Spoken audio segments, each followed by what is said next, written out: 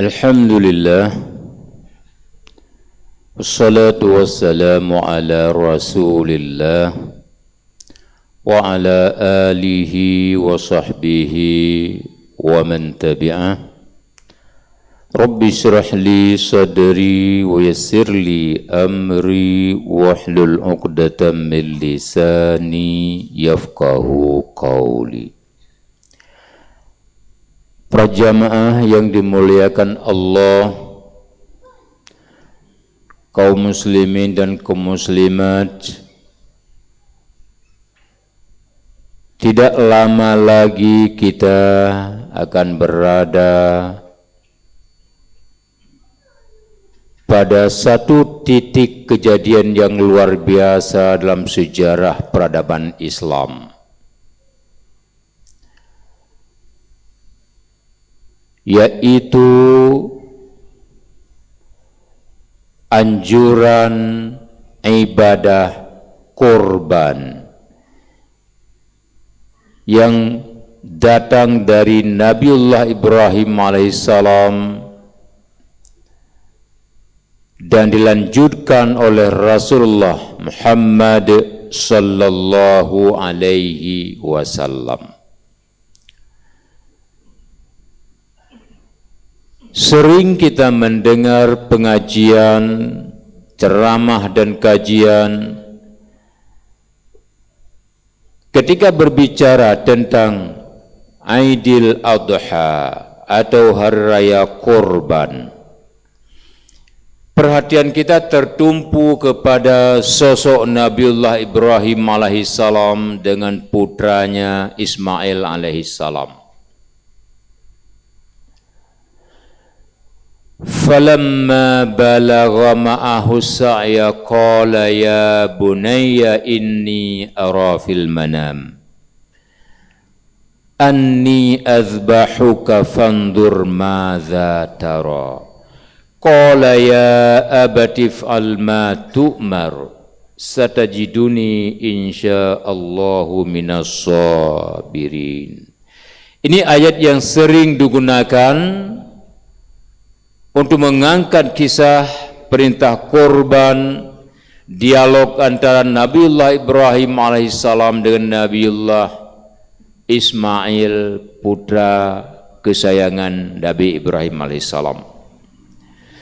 Sesungguhnya hadirin wal hadirat yang dimuliakan Allah, ada satu kisah yang lebih awal, jauh sebelum Nabiullah Ibrahim alaihissalam, dan itu tercatat dalam Al-Quran sebagai kisah paling awal dan pertama kurban yang diperintahkan oleh Allah Subhanahu wa ta'ala kepada dua putra Nabi Adam. Dan itu diabadikan Allah dalam Al-Quran surah Al-Ma'idah ayat 27. Watlu alaihim naba abnai Adam bil haqq إذ قرب قربانا فتقبل من أحدهما ولم يتقبل من الآخر قال لأقتلنك قال إنما يتقبل الله من المتقين. Ini terjadi dialog antara dua putra Nabiullah Adam alaihissalam. Allah katakan kepada Nabi Muhammad sallallahu alaihi wasallam, Watlu alaihim naba abnai Adam bil haqq. Wahai Muhammad, riwayatkanlah, ceritakanlah tentang dialog dua putra Adam, naba'aina Adam bil haqq. Ceritakan dengan sebenarnya, dengan kisah yang betul. Idz qarraba qurbanan fatuqbila min ahadihima wa lam yutaqabbal minal akhar.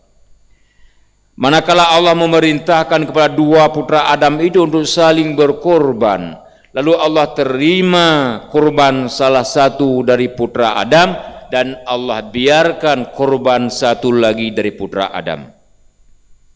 Yang diterima adalah kurbannya Habil dan yang tidak diterima adalah kurbannya Qabil.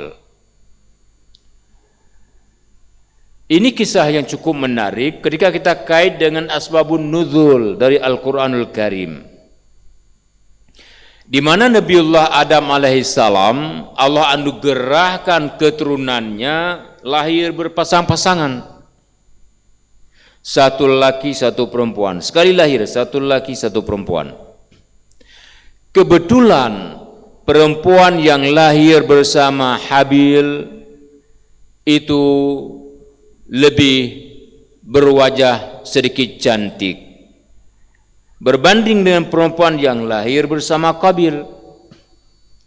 Sudah menjadi kebiasaan Nabiullah Adam alaihissalam mengawinkan putra-putrinya itu secara berselang, karena pada waktu itu belum ada umat manusia. Baru ada Adam, Allah ciptakan Siti Hawa, lalu ada keturunan mereka berdua, tidak ada manusia lain. Maka hikmah Allah memberikan keturunan Nabi Adam itu sekali lahir dua orang, laki perempuan, supaya bisa dikawinkan. Tapi dikawinkan itu bukan dengan perempuan yang sekali lahir dengan lelaki, diselang-selingkan. Jadi perempuan yang lahir bersama Habil dinikahkan dengan Qabil, perempuan yang lahir bersama Qabil dinikahkan dengan Habil. Habil menerima dengan baik. Qabil dia memberontak, dia mau menikah dengan perempuan yang lahir bersama dirinya. Karena terjadi perampasan, cekcok, ada penolakan dari Qabil tidak mau menikah dengan perempuan yang lahir bersama Habil. Lalu Allah perintahkan kepada Adam agar Adam mengharuskan dua putranya itu berkorban kepada Allah Subhanahu wa taala dengan hasil usahanya masing-masing. Kebetulan Habil dia punya usaha pelihara kambing, mengembala domba. Qabil seorang petani, menanam sayur mayur. Allah melalui Adam memerintahkan keduanya untuk mempersembahkan korban terbaiknya kepada Allah dari hasil usaha mereka sendiri. Apa yang terjadi kemudian, hadirin wal hadirat yang dimuliakan Allah?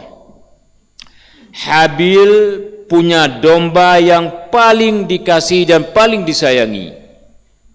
Dia tiap hari memandikan dombanya itu, menyikat bulunya itu sehingga rapi sekali.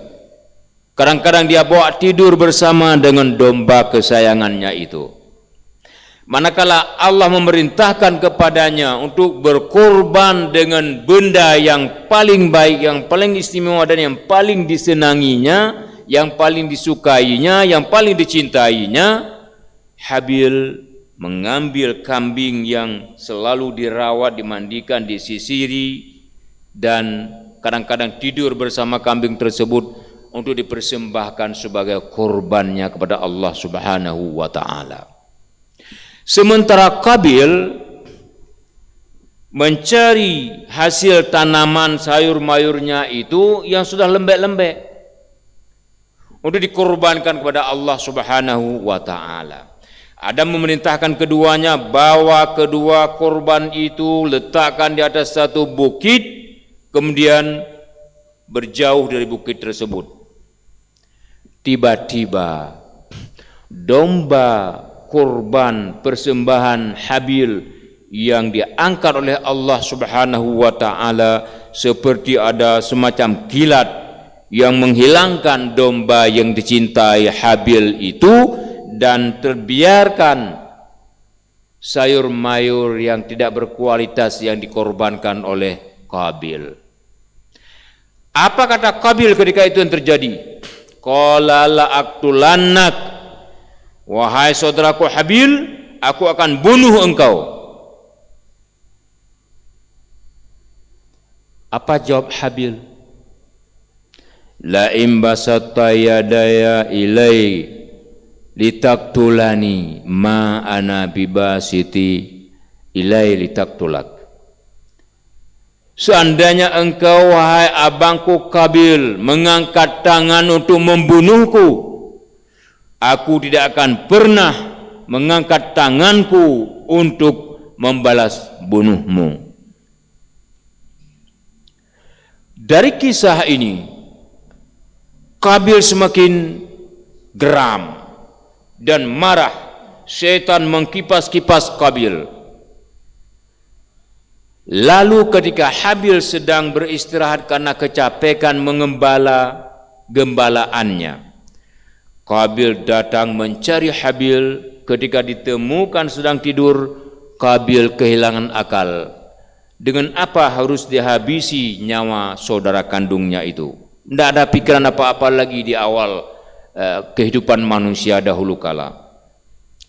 Qabil dapat Habil sedang tidur nyenyak, tapi tidak tahu bagaimana membunuh Habil, karena tidak ada ilmu pengetahuan yang berkembang pada waktu itu. Tapi syaitan yang membisik kepada Qabil, hai Qabil, waktu engkau datang tadi kan ada batu yang melintasi, yang engkau lintasi tadi, ambil batu itu, lemparkan atas kepala Habil.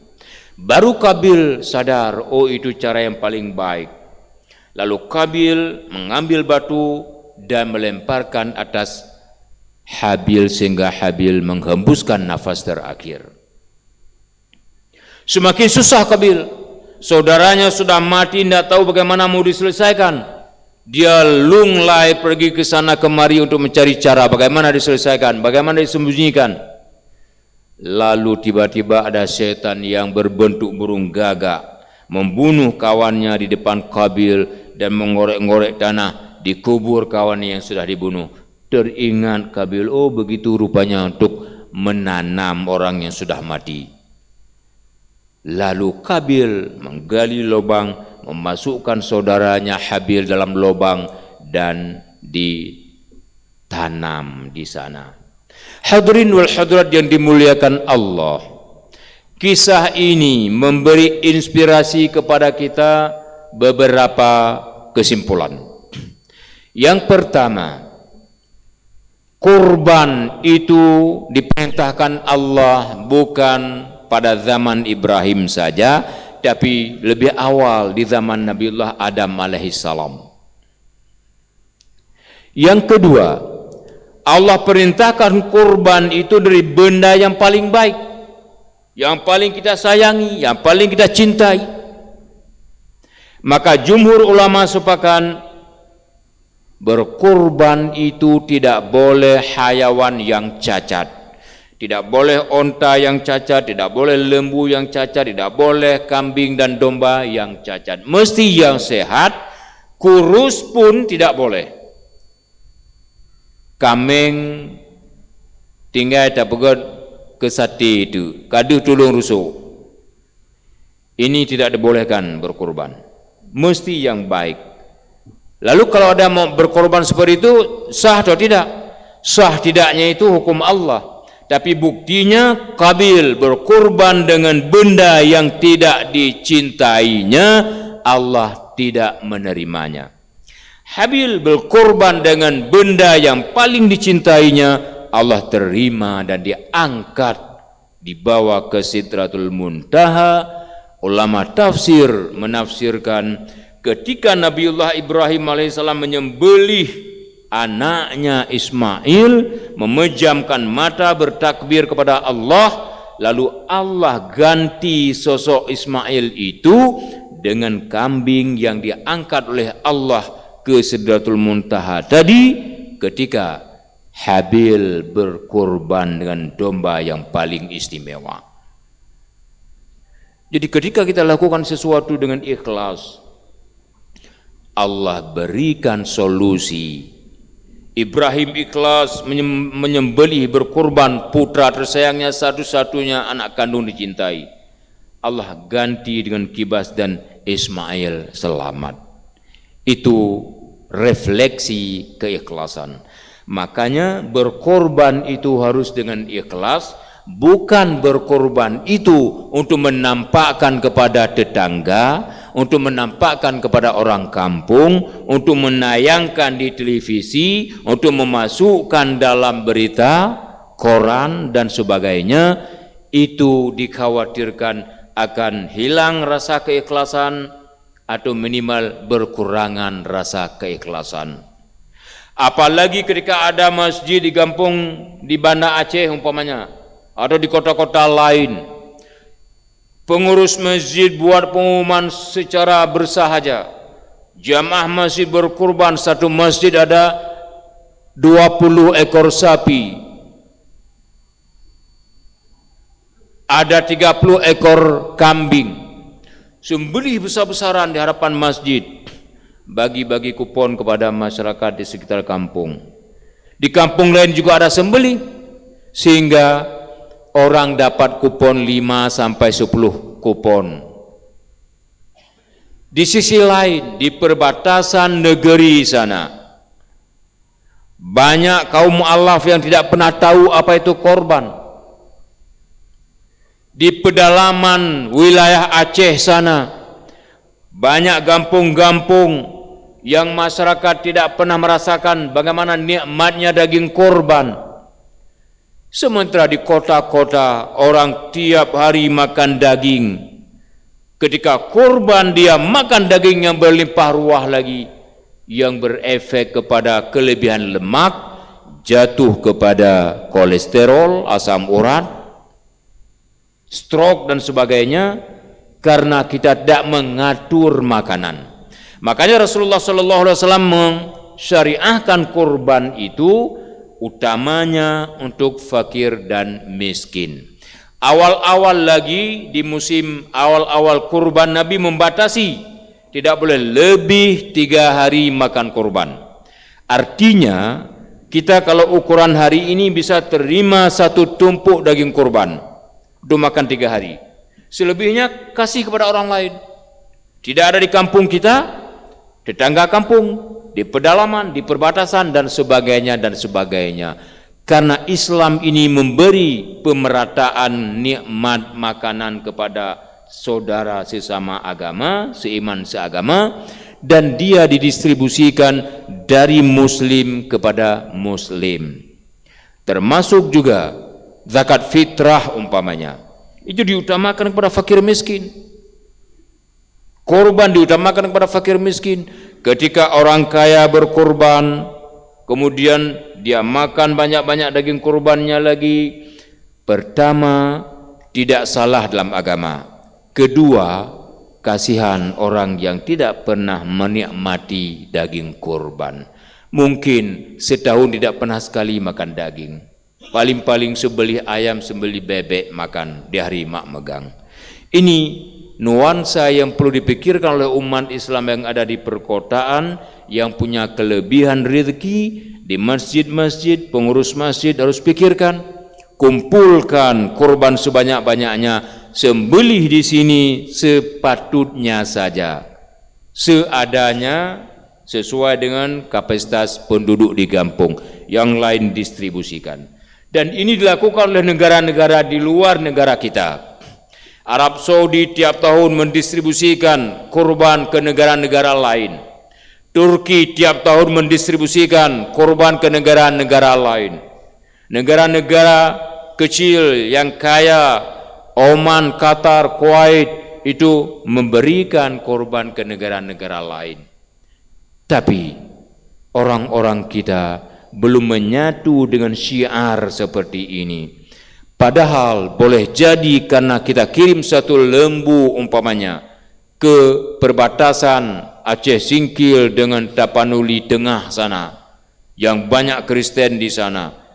Mungkin umat Islam yang kita kirim lembu korban itu semakin teguh pendirian keimanannya, semakin yakin ibadahnya, karena dia merasakan ada saudaranya di Banda Aceh yang mengirim korban, yang memperhatikan mereka. Kalau kita biarkan mereka hidup begitu saja, pemerintah tidak menghiraukan mereka, kabupaten tidak menghiraukan mereka, provinsi tidak menghiraukan mereka, apalagi negara, maka mudah saja mereka dipengaruhi oleh tetangganya yang non-muslim. Na'udzubillah. Mudah-mudahan korban yang kita korbankan itu bisa mendatangkan manfaat bagi orang yang berkorban sendiri dan kepada fakir miskin lain semuanya. Wassalamualaikum warahmatullahi wabarakatuh.